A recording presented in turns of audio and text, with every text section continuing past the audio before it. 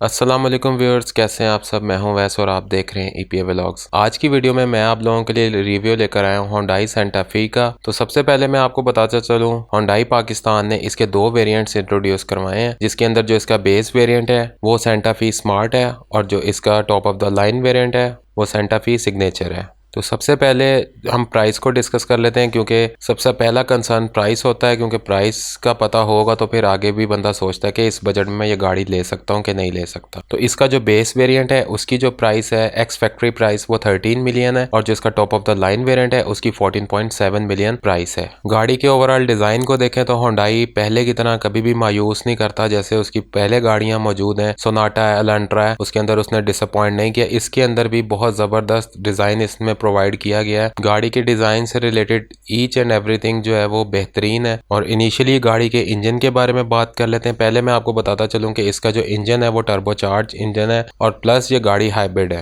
जो इंजन है इसका वो 1.6 लीटर का है और जो उसकी मैक्सिमम पावर है वो 132 किलोवाट और टॉर्क 265 न्यूटन मीटर है। इसी तरह जो इसके अंदर मोटर यूज की गई है वो सिंक्रोनस मोटर यूज की गई है और उसकी पावर 44 किलोवाट और टॉर्क 169 न्यूटन मीटर है। एक्सटीरियर में सबसे पहले हम गाड़ी की हेडलाइट्स को देखते हैं। तो गाड़ी की जो हेडलाइट्स है उसका डिजाइन बहुत ही बेहतरीन डिजाइन है। उसके अंदर डुअल प्रोजेक्टर हेडलैम्प्स दिए गए हैं और इसके जो DRLs का डिजाइन है, एक तो ऊपर एक लाइन आपको नजर आती है और ये नीचे की तरफ डुअल कॉलम की शेप में आपको नजर आती है, जो दोनों प्रोजेक्टर लैंप्स को सेपरेट कर रही है। बहुत ही ज़बरदस्त और ये यूनिक डिज़ाइन है। इसके बाद इसके फ्रंट ग्रिल को देखें तो फ्रंट ग्रिल का डिज़ाइन भी इसके अंदर बहुत ज़बरदस्त है। ये मेटेलिक नहीं है ये पेंटेड, लेकिन इसको जो डिज़ाइन दिया गया है वो मेटेलिक टाइप का दिया गया है। इसी तरह ही बम्पर के ऊपर आपको पार्किंग सेंसर्स देखने को मिलते हैं और इसके ऊपर सिल्वर की जो लाइनिंग है ये इसकी लुक को एनहांस करती है। इसी तरह से गाड़ी की जो ओवरऑल साइड प्रोफाइल है वो काफ़ी एलिगेंट है, बहुत ज़बरदस्त डिज़ाइन है उसका। और जो साइड प्रोफाइल के कर्व्स हैं, कैरेक्टर लाइंस हैं,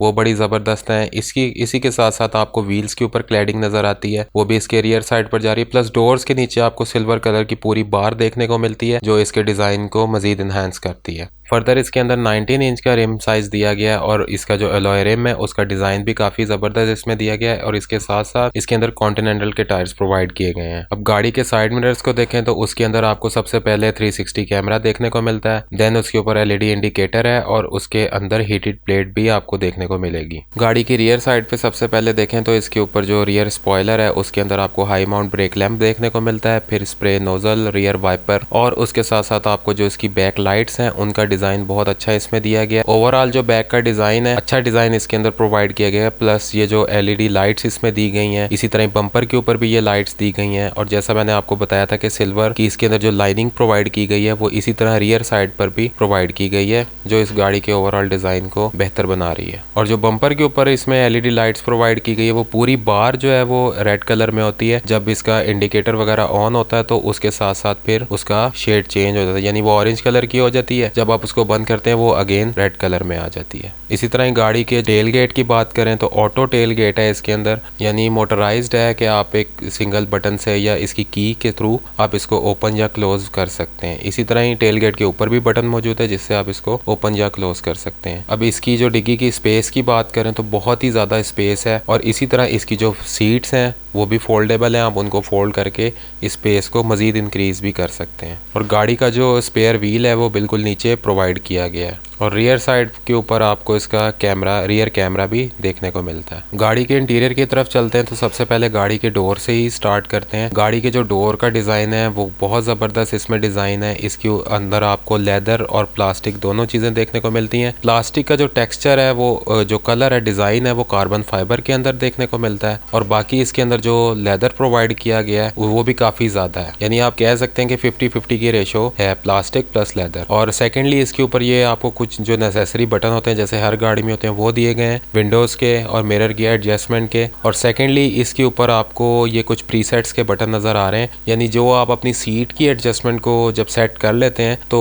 हर बंदा डिफरेंट तरीके से ड्राइव करता है। तो जैसे मैं हूँ, मैं अपने मुताबिक एडजस्टमेंट करता हूँ, तो मैं वो जस्ट एक बटन दबाऊंगा तो वो प्रीसेट मेरी सीट को उसके अकॉर्डिंग एडजस्ट कर देगा। अब फर्दर आगे देखें तो इसके ऊपर मैनुअल हेडलाइट एडजस्टमेंट का बटन है, टेलगेट ओपनिंग का बटन है, ट्रैक्शन कंट्रोल का बटन है और उसके नीचे इलेक्ट्रॉनिक पार्किंग का बटन आपको देखने को मिलेगा। ओवरऑल जो गाड़ी का इंटीरियर है उसका डिज़ाइन बहुत आउट क्लास है। जैसे सोनाटा का डिज़ाइन है उससे काफ़ी ज़्यादा रिजेम्बलेंस है, मिलता जुलता डिज़ाइन है, और लेकिन बहुत अच्छी इसकी फील है अगर आप इसके ओवरऑल इंटीरियर को देखते हैं। ड्राइविंग साइड की सीट को देखें तो एक तो पावर्ड सीट है इसके अंदर, उसके अलावा लंबर स्पोर्ट, और दूसरा इसके अंदर थाई एडजस्टमेंट का फीचर भी आपको देखने को मिलेगा। लंबर स्पोर्ट और थाई एडजस्टमेंट यूजुअली कम गाड़ियों में होता है, बट इस गाड़ी में दे के उन्होंने एक एडिशनल इसका फीचर जो है उसको इनकैश किया। गाड़ी का जो स्टीयरिंग है उसको अगर देखें तो उसका डिज़ाइन काफ़ी अच्छा है, और प्लस इसके अंदर जो है हीटेड स्टीयरिंग प्रोवाइड किया गया है। वैसे पाकिस्तान के अंदर इतनी ज़रूरत नहीं है हीटेड स्टीयरिंग की, बट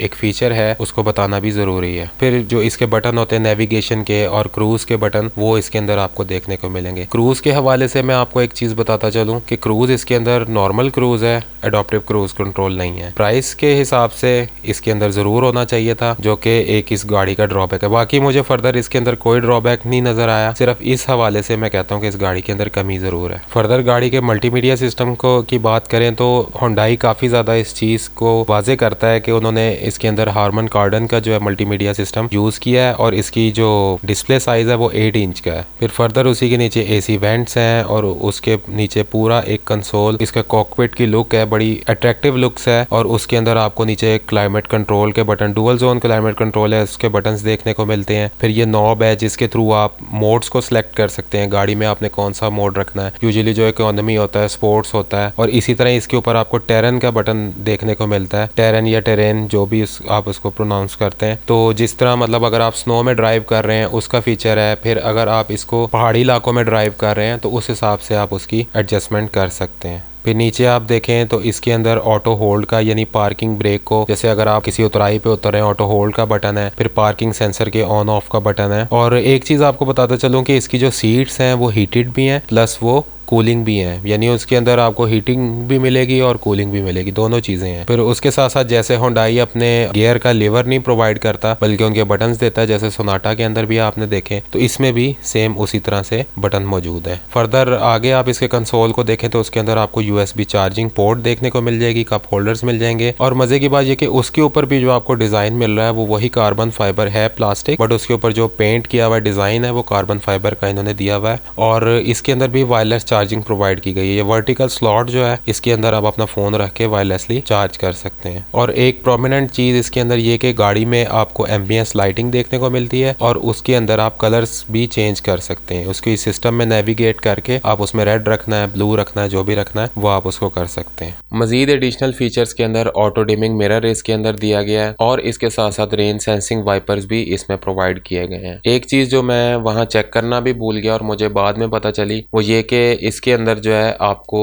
जो 360 मिरर्स हैं उसका डिस्प्ले, जिसका आरपीएम मीटर है, वहीं पर आपको देखने को मिल जाता है। पुश स्टार्ट बटन की प्लेसमेंट वहीं है जहां यूजुअली सोनाटा की है, एलेंट्रा की है, बिल्कुल स्टीयरिंग के लेफ्ट साइड के ऊपर। मजीद गाड़ी का जो स्पीडोमीटर है उसका डिज़ाइन जो है उसमें होंडाई ने ना कभी पहले डिसअपॉइंट किया, अभी भी इसके अंदर अच्छा पूरा डिजिटल डिस्प्ले है और अच्छा डिस्प्ले है, उसकी एनिमेशन अच्छी है, और उसके अंदर डिफरेंट फीचर हैं। पूरी गाड़ी को आप जो है वो नेविगेट कर सकते हैं उसके फंक्शंस को। हेड अप डिस्प्ले जो है इसके जो top of the line variant है उसके अंदर आपको देखने को मिलता है, जो इसका बेस वेरिएंट है उसके अंदर आपको देखने को नहीं मिलता। फिर उसके बाद ग्लव बॉक्स है, उसके अंदर जो नेसेसरी स्पेसिंग होती है वो मौजूद है। फिर इसी तरह आर्म रेस्ट को देखें, उसका एक तो लेदर बहुत सॉफ्ट है, और देन उसके अंदर आपको काफ़ी ज़्यादा वाइडर स्पेस देखने को मिल जाती है। मजीद आगे चलें तो इसके अंदर जो वैनिटी मिरर है और उसकी लाइट, उसके ये स्लाइडर के साथ ऑटो नहीं है, उसको आपको बटन से ऑन या ऑफ करना पड़ता है। इसी तरह जो कैबिन की लाइटिंग है वो एलईडी लाइट प्रोवाइड की गई है, प्लस उसके अंदर उसके साथ आपको पैनोरामिक सनरूफ के बटन्स देखने को मिलते हैं। गाड़ी की रियर साइड पर आते हैं। गाड़ी की जो रियर सीट्स हैं वो भी बहुत ज़्यादा कंफर्टेबल हैं, उसके अंदर काफ़ी ज़्यादा लेग रूम और हेड रूम मौजूद है, और इसी को आप यहाँ लेवर के थ्रू फोल्ड करके आप गाड़ी के